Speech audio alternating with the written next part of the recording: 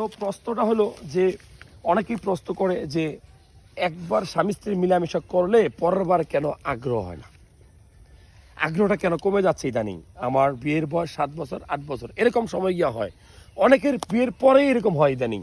কারণ কি আগ্রহটা কেন কমে জানেন?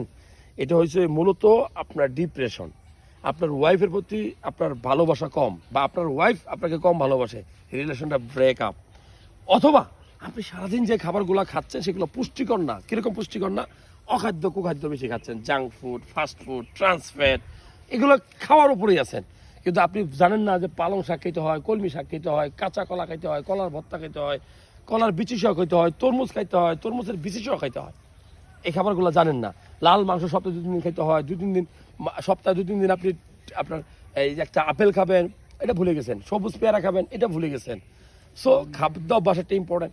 এরপরে রুটিন করে যে ঘুমাইতে হয় 6-7 ঘন্টা, এটা আপনি করেন না। সারাদিন মোবাইল টিপেন, রাতে মোবাইল টিপেন।